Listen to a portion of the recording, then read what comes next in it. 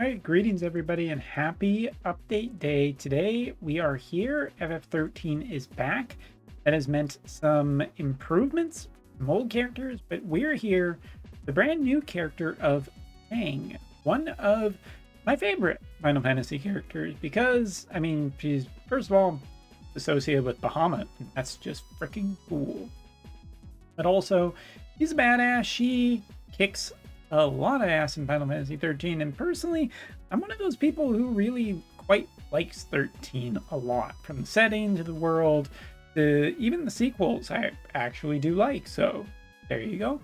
As a matter of fact, one of my biggest question marks is where the hell is the, in the age of remasters and re-releases and collections, how the hell has 13 slipped through the cracks so often? I would have loved to have seen the entire 13 collection on Switch, or hell, put it on PS5, anything. It's kind of weird. I know it's on PC, but all right. So with that being said, today we're going to be taking a look at Fang. The data and impressions and testing will come in the secondary video. Let's take a look. First off, let's just bring up our Wotv calc to talk about some of the specific data, starting off with this. Oh, I should also make mention before we go too far that for people who are wondering where's the VC will be coming in the following week. So if you're looking for it, it's not here yet. First off, weapon. I think this is pretty good indication that she will be pretty strong. An assault version 176 also does have critical, which is maybe interesting because if you want to guarantee the crits. For Fang, 200% chance of a 15% damage increase when her HP is below or equal to 20%. Nice condition there, but it's interesting. It does give her a potential up power. There's also just a bunch of good other spears if you're really looking for. I mean, you also get accuracy here, initial AP, and pierce attack up, which all is pretty good to making her. Now, taking a look at Fang herself, he's kind of crazy with the 3 move and 4 jump. He has one of the higher jumps in the game. Now, recently on Global did see a 3 move 2 jump, and it's important to note when this can be useful and when it can not. Sometimes it's detrimental for a unit to go out ahead just because if they get too far ahead of the other units or potentially the tank, it can be a little bit bad because you can just get out there, and if the unit isn't quite as durable, they potentially just die. Fang, however, I think will be generally pretty good, but this is, preemptive for testing and seeing what she does in a arena-based setting. So looking at her stats, HP is pretty good for a 90 cost, almost 10,000 where we're looking at here. 1700 attack, which is pretty strong. Defense is pretty good. Aim, not bad. Speed is up there at 102. 51 for single target resistance and 41 for AoE resistance. Just to show off against other units in this kind of a party setting, you can get an idea that she is representing pretty good stats against multiple high tier units and pretty good resistances too. So I'm pretty happy with how that turned out for Fang.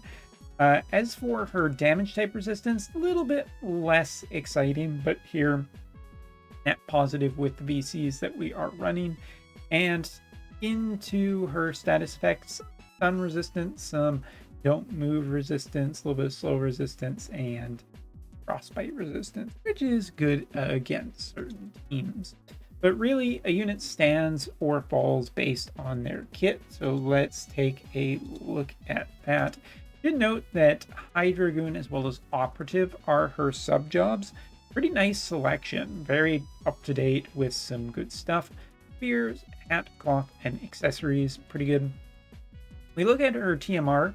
It is an accessory, 268 HP, 10 defense, 10 spirit, 8 critical rate, which is all pretty nice. The TMR skill is a little weird. 2 casts, grants the following effect upon hit for allies. 200% chance for CT up for 3 turns, which isn't bad, but I am curious about who particularly really wants this. It's like CT up, but it's not Like, I don't know. I just don't know if this TMR is that good. It feels maybe niche for certain teams. But hey, it's kind of unique, and that alone might make it eventually down the road really worthwhile when we find a unit that can leverage this heavily. Master ability, AP consumption down by 15, pierce attack resistance up by 10, accuracy by 20, and AoE resistance by 15 when she's into 40. Looking at her support skills this time around, it's tough to say whether I like this too terribly much, because we are looking at only one for her main job, pierce attack up by 15, 200% chance for 15% damage when her HP is quite high, higher than 80%. Doesn't mean that with her spear there's this weird middle ground where essentially she's not getting a extra damage increase. I don't know if I like that. Thankfully, our subs are picking up a lot of the work here. Move up by 1, decreased chance of being targeted for operative, evasion rate, and acquired AP if you want to do something weird. Hydrogoon gives 24% attack bonus, and also we get an agility strike resistance from the other Hydrogoon. It's a nice mix of different stuff that can be good in different situations, and I guess the benefit here is that we only have 5 to choose from instead of 6, and they're pretty good choices across the board for different reasons. All right, as for the counter, piercing damage from Hydrogoon, counter damage from Operative, and both of those are preemptive counters, which can just sometimes help you win. But anyway, her new one from her main job is a counter all damage by reducing the damage taken. Kind of nice that it works across multiple damage types, and that could end up keeping her alive. It is a 30% damage reduction. Pretty decent. Looking at her subs, we have reduced counter chance, basically just a bunch of attacks from Operative with very short range. It's kind of weird because like you have evasion and decreased chance of being targeted. Maybe that's good in some cases, but not super other. As for the reduced counter chance and poison, that I'm not super excited about. So Operative, I feel maybe isn't operative for her.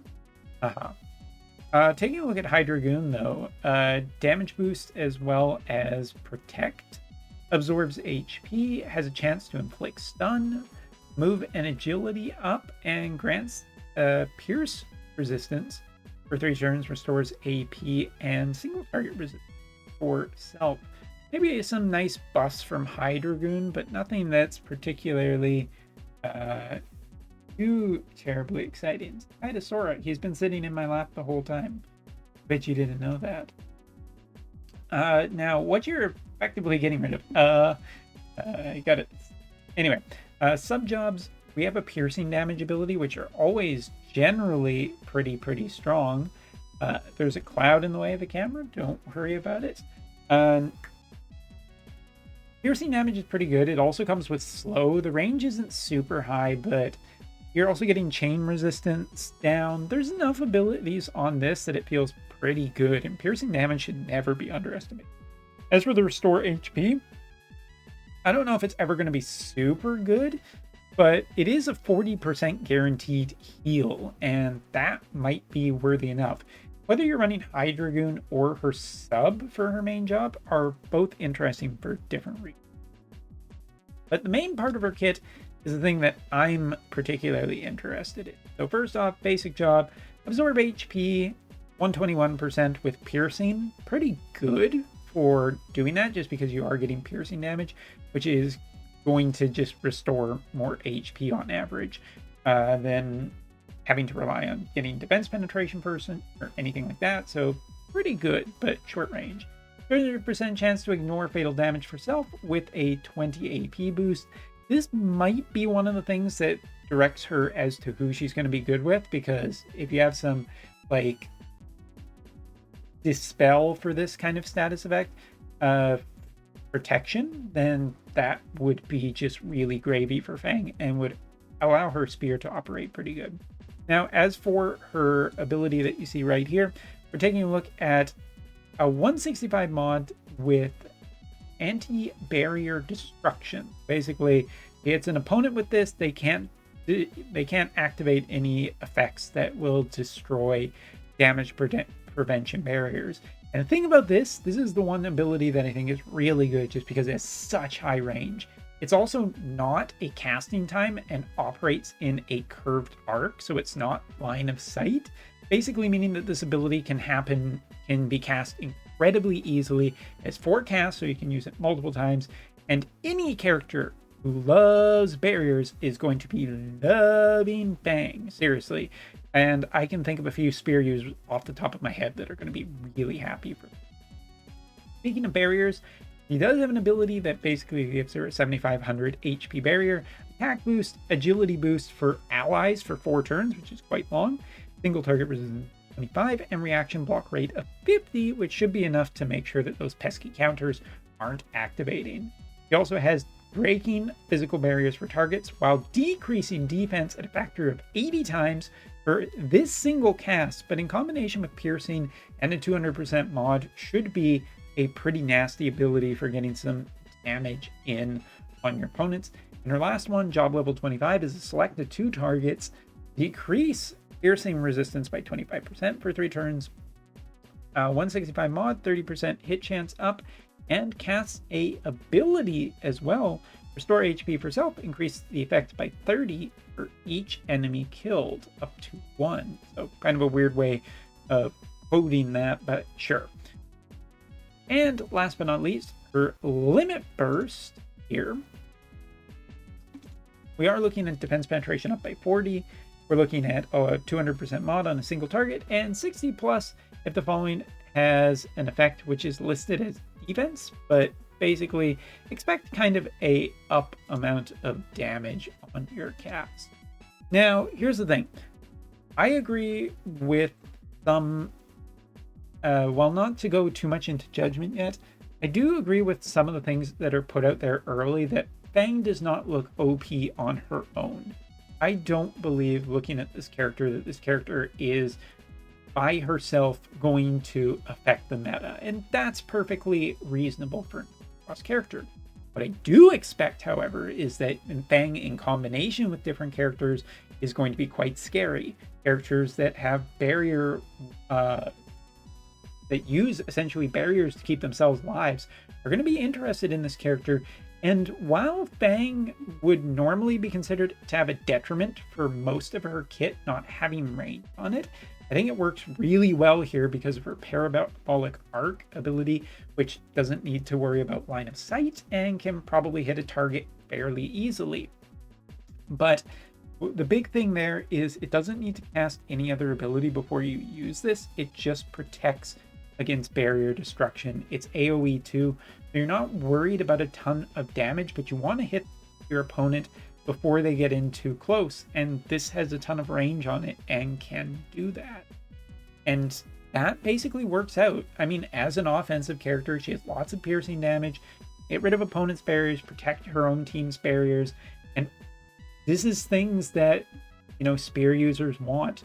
Putting this in combination with Old from the water element, with Flag Glassy from the wind element, Wind Veritas, and a ton of other units I think are going to be really happy. I don't expect this character to completely break the meta on her own, but I think considering how strong Wind Spear is right now in combination with Dario, it could get pushed even further and give itself a little more coverage against multiple elements. Where Fang ends up being the strongest is still a question mark, but I do think that she's pretty good looking for a Wotv unit at 90 coin. So anyway, that's my initial data review. We'll take a look at sample and give an initial interpretation after that. That will be a little bit more accurate, but until then, thanks for watching. Later.